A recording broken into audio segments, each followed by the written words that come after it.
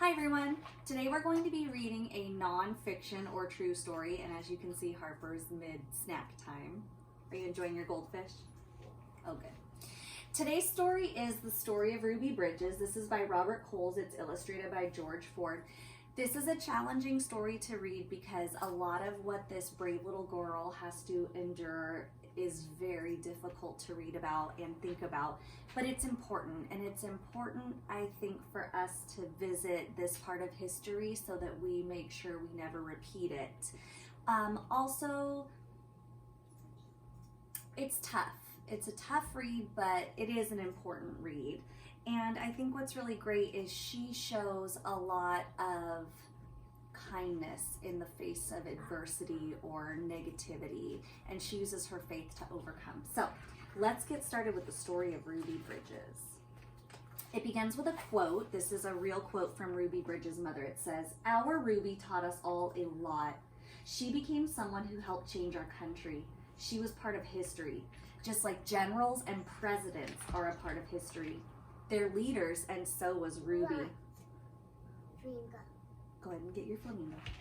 "She led us away from hate, and she led us nearer to knowing each other, the white folks and the black folks." Ruby Bridges was born in a small cabin near Tylerton, Mississippi. "We were very poor, very, very poor," Ruby said.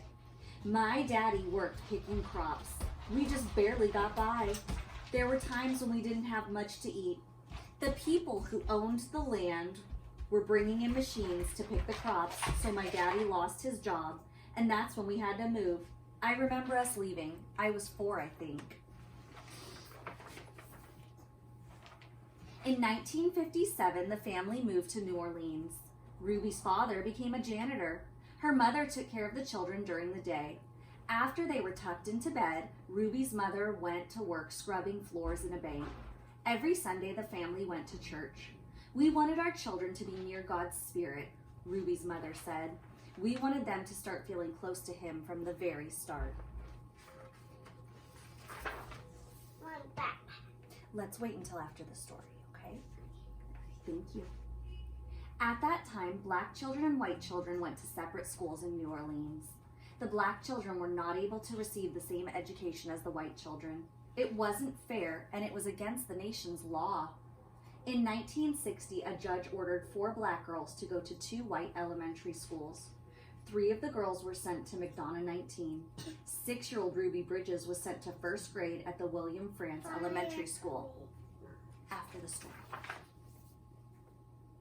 Ruby's parents were proud that their daughter had been chosen to take part in an important event in American history. They went to church. "We sat there and we prayed to God," Ruby's mother said, "that we'd all be strong and have courage, and we'd get through any trouble, and Ruby would be a good girl, and she'd hold her head high and be a credit to her own people and a credit to all the American people. We prayed long and we prayed hard."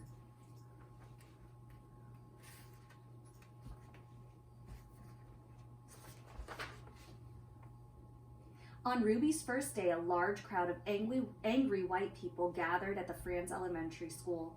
The people carried signs that said they didn't want black children in white school. People called Ruby names. Some wanted to hurt her. The city and state police did not help Ruby. The President of the United States ordered federal marshals to walk with Ruby into the school building. The marshals carried guns.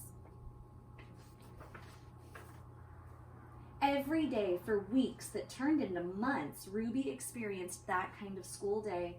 She walked to the France school surrounded by marshals, wearing a clean dress and a bow in her hair and carrying her lunch pail. Ruby walked slowly for the first few blocks. As Ruby approached the school, she saw a crowd of people marching up and down the street. Men and women and children shouted at her. They pushed toward her. The marshals kept them from Ruby by threatening to arrest them. Ruby would hurry through the crowd and not say a word. The white people in the neighborhood would not send their children to school. When Ruby got inside the building, she was all alone except for her teacher, Miss Hurley. There were no other children to keep Ruby company, to play with and learn with. to eat lunch with. But every day, Ruby went to the classroom with a big smile on her face, ready to get down to the business of learning. She was polite and she worked well at her desk, Miss Hurley said. She enjoyed her time there. She didn't seem nervous or anxious or irritable or scared. She seemed as normal and relaxed as any child I ever taught. So Ruby began learning how to read and write in an empty classroom in an empty building. Sometimes I'd look at her and wonder how she did it, said Miss Hurley.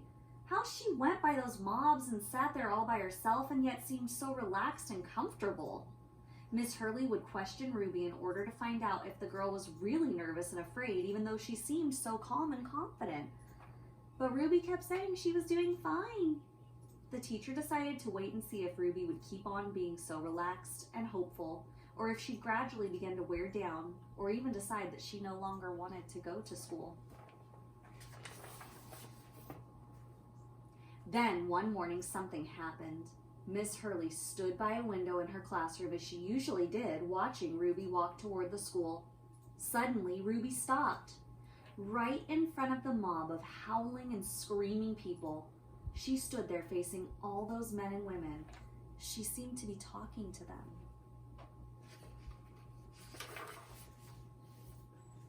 Miss Hurley saw Ruby's lips moving and wondered what Ruby could be saying.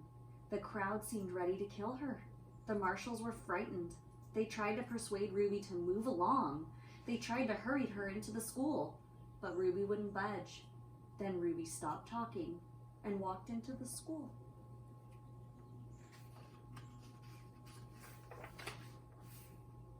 When she went into the classroom, Miss Hurley asked her what happened. Miss Hurley told Ruby that she'd been watching and that she was surprised when Ruby stopped and talked with the people in the mob. Ruby became irritated. I didn't stop and talk to them, she said. Ruby, I saw you talking, Miss Hurley said. I saw your lips moving.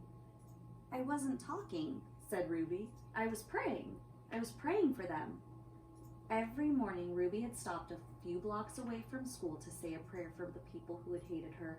This morning, she forgot until she was already in the middle of the angry mob. When school was over for the day, Ruby hurried through the mob as usual. After she walked a few blocks and the crowd was behind her, Ruby said a prayer she repeated twice a day, before and after school.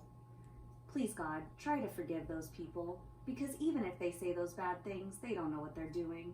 So you could just forgive them, just like you did to the folks a long time ago when they said terrible things about you. And this book is really cool because there's some information in the back. There's not just the information about the author and illustrator, but here we have an afterword which gives us a little more of the history. So I'm going to go ahead and just read this to you. Do you want to come sit on my lap while I read this part? No. No, thank you? Okay. Later that year, 2 white boys joined Ruby at the Franz Elementary School. Their parents were tired of seeing the boys get into mischief around the house, and they could have been in school and learning. Okay.